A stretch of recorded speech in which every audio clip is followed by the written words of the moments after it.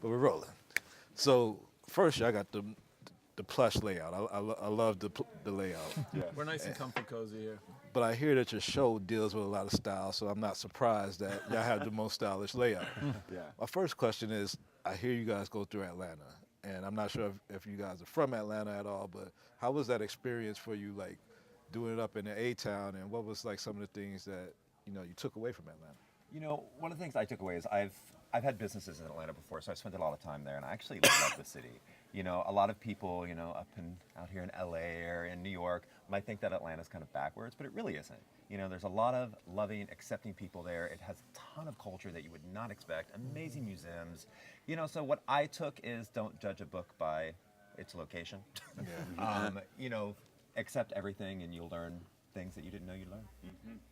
Well, how does it feel to be on a platform like Netflix? I mean, I know a lot of times when you have shows that's supposed to have a niche audience, so to speak, they put them on networks like a BET for Black folks, or a Telemundo for the Latinos, or a Logo for LGBTQ. Well, but how does it feel to be Netflix, where the whole world gets to see this content?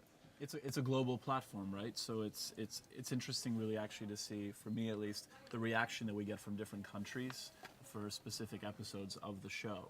So while the show, it's Queer Eye, it's an LGBT plus show. It's perceived as such in countries that maybe aren't as developed in terms of those rights. In the U.S., where we still have a long way to go, we've made some strides. Yeah. But we're also dealing right now with a lot of like crazy political shit. Yeah. And so kindness is something that we haven't seen in a really long time, because there's a lot of lying going on and there's a lot of like half-truths all over the place. So to have something that's really pure and that's just about helping people is very refreshing.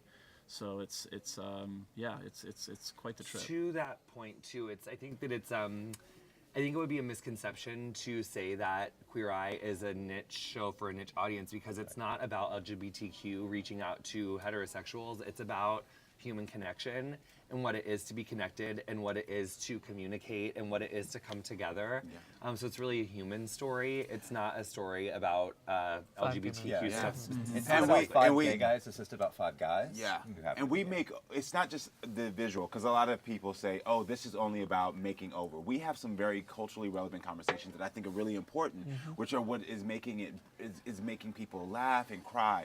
You know, like there's an episode that I have with a police officer where he is a white Southern, a Trump-supporting police officer, and me as a black man, who's raising black sons, this was very hard for me, because I was thinking, how can I relate to you? There's going to be a disconnect because I only see you for this.